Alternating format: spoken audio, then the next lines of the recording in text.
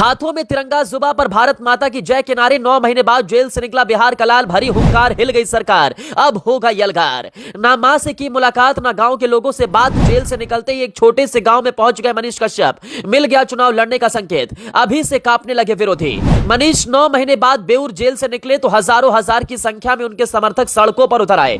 फूलों की बारिश, हाथ में तिरंगा, सिर पर मुरेठा और तेवर वही। अपने हीरो को देख किसी की आंखों से निकले आंसू तो कोई हाथों में तिरंगा लिए मनीष कश्यप जिंदाबाद के नारे लगा रहा था। खुली जीप पर सवार होकर जब वो वहां से निकले तो सपोर्टर्स ने उन्हें घेर लिया। इस बीच उन पर फूलों की बारिश होती रही। वहीं उन्हें किसी ने मुरेठा पहनाया तो समर्थकों ने तालियों से स्वागत किया। हाथ में तिरंगा लेकर वो काफी देर तक समर्थकों से घिरे रहे। मनीष कश्यप के ऐसे भी समर्थक दिखे जिन्होंने अपने सीने पर मनीष का टैटू बनवाया हुआ था। मनीष कश्यप पर तमिलनाडु में प्रवासी मजदूरों के साथ कथित हिंसा की भ्रामक खबर फैलाने का आरोप था। इसके बाद से ही मनीष कश्यप जेल में बंद थे। वहीं आखिरकार 9 महीने के बाद मनीष कश्यप को जेल से रिहा किया गया। जेल से रिहा होने के बाद मनीष कश्यप सरकार पर जमकर बरसे।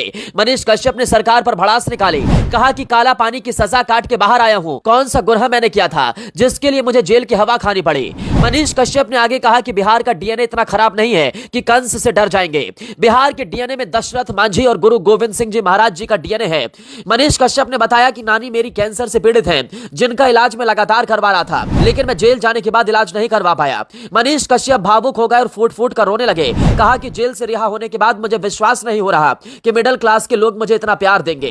लोगों की भीड़ और प्यार देखकर मेरे खुशी के आंसू आ गए। मनीष कश्यप के खिलाफ बिहार में कुछ केस पहले से दर्ज थे, लेकिन उनकी मुश्किल उस वक्त बढ़ गई जब मार्च महीने में तमिलनाडु में कथित रूप से बिहारी मजदूरों के खिलाफ जारी हिंसा का फर्जी वीडियो प्रसारित करने का मामला सामने आया। इस दौरान पटना की विशेष आर्थिक अपराध इकाई ने मनीष कश्यप के खिलाफ कार्रवाई शुरू की। मनीष के फरार रहने के दौरान जब मंझोलिया में उनके पैतृक आवास पर कुर्की जब्ती शुरू की गई तो उन्होंने बेतिया में सरेंडर किया था। सरकारी काम में बाधा पहुंचाने, मारपीट और रंगदारी के 2 साल पुराने मामले में यह कुर्की की गई थी। वहीं तमिलनाडु पुलिस ने मनीष कश्यप पर एनएसए के तहत मुकदमा दर्ज कर लिया था तो उनकी मुश्किलें और बढ़ गई थी। मनीष को लंबे समय तक कोर्ट से राहत नहीं मिले थे, लेकिन बाद में एनएसए अदालत के आदेश पर हटा लिया गया। वहीं जब मनीष से यह सवाल किया गया कि वो राजनीति में आएंगे तो उन्होंने कहा जो भी मेरे भाग्य में होगा वो मुझे मंजूर होगा। उन्होंने कहा कि अगर भाग्य में हुआ तो मैं इन लोगों के बीच से पत्रकारिता करूंगा। मुझे बिहार को बदलना है। ये जो यहाँ भीड़ मौजूद है मैं उनकी उम्मीदों को पूरा करूंगा। मनीष पटना से सीधा गया जिले के गहलोर घाटी पहुंचे, जहां पर्वत पुरुष दशरथ मांझी की आदमकद प्रतिमा है और उनके समाधि स्थल है।